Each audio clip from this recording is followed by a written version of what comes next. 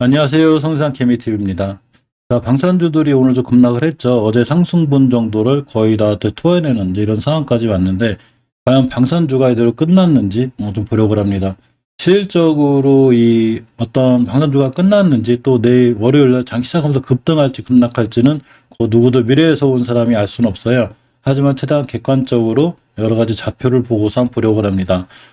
자, 우크라이나 상황을 잠깐 보면 18세에서 60세까지 남성을 전부 다 출국 금지시켰습니다. 그러면서 총 동원령을 내렸고 배수진을 좀 치고 있다는 얘기들이 있습니다.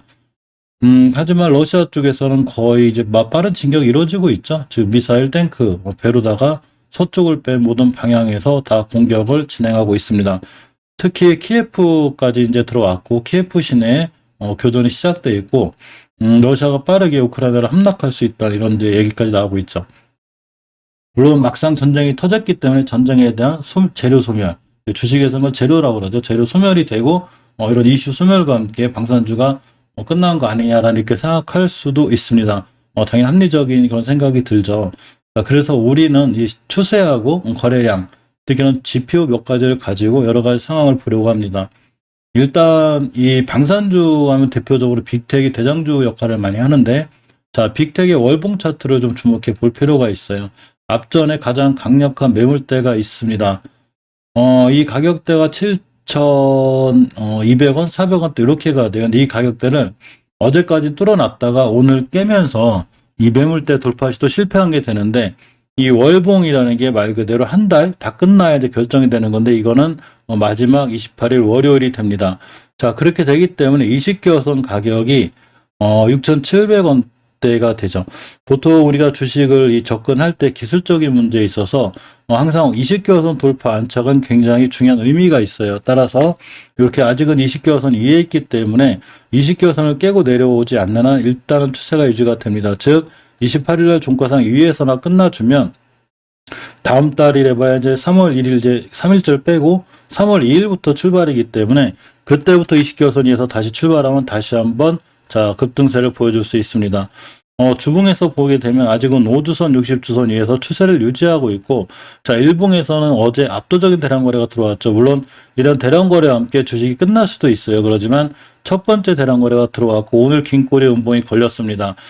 종가상이 다행히 좀 5일선을 지켜줬고, 이 상태에서 투자자 매매 동향을 잠깐 살펴볼 필요가 있는데, 막대한 좀 물량이 외국인한테 들어왔죠. 이렇게 외국인이 매수를 했고 또 기관도 매수를 했습니다. 유일하게 오늘 물량을 털린 게 전부 다 개인들이란 얘기죠. 주식이 꼬리를 달고 이렇게 떨어지면서 많은 분들이 개인분들 중에는 자 여기서 사서 이게 차익 실현하신 분들도 계시고 또 급하게 매수했다가 쭉 밀리니까 또 매도하신 분들도 있지만 결론적으로 개인만 홀로 매도한 시장이 됐고 물론 외국인이 샀더라도 바로 꼭 올라간다는 어떤 큰 보장은 없어요. 그렇지만 우리가 중요하게 봐야 될 20개선의 변곡점 6,700원대 이 자리를 잘 보고 있는 게 중요합니다. 6,700원대를 얼마나 잘 지켜주냐에 따라서 다음 주에 이 주식이 한 번 더 뛸 수 있는 그런 상황이 되고, 자 시간 외에도 더 이상 크게 밀리지 않고 자 잘 버텨준 이런 모습이죠. 또 하나가 이제 스페코인데, 자 스페코도 오늘 긴 꼬리 양복이죠. 이 친구는 일단 어쨌거나 긴 꼬리를 달았습니다.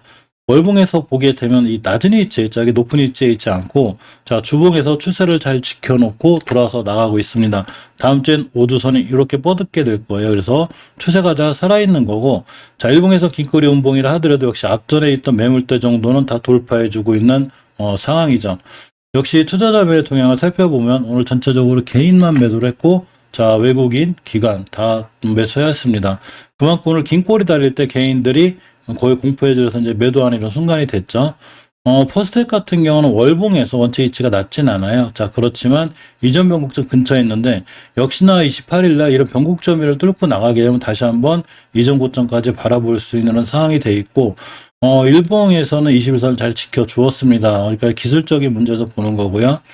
자, 이제 휴니드 같은 경우는 조금 약하고, 대표적으로 이제 한일단조도 이제 크게 이제 어떤 러시아 우크라이나 관련해서 크게 올라갔는데, 자 월봉에서 보게 되면 이전 저점에서 20개선 지켜주고 그냥 뚫고 나가고 있죠. 여기가 중요한 매물대인데 28일날 이 매물대 위에서 끝나게 되면 그냥 뛸 수 있습니다. 아직 매물대 위에 있고, 자 주봉에서 보게 되면 이렇게 5주선 잘 지켜주고 있죠. 추세가 잘 유지가 돼 있어요.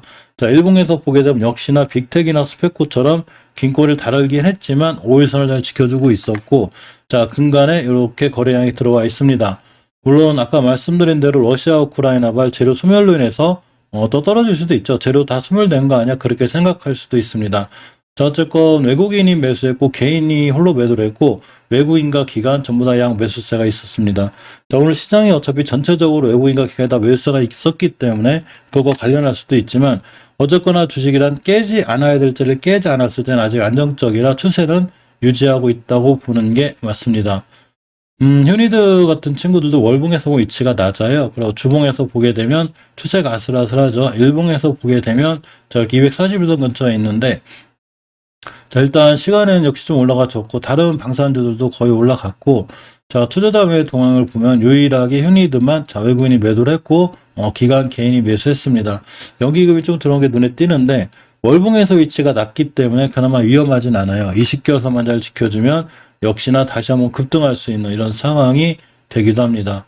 하나에어로스페이스, 한국항공우주, 하나시스템도 다 방산업체들인데 하나시스템 같은 경우는 월봉에서 위치가 높기 때문에 좀 애매하긴 해도, 자, 하나에어로스페이스 같은 경우에 보시게 되면 월봉에서 5개월선 잘 지켜주고 있죠. 주봉에서 보게 되면 20선 위에 있고 5선 돌파해 줬습니다.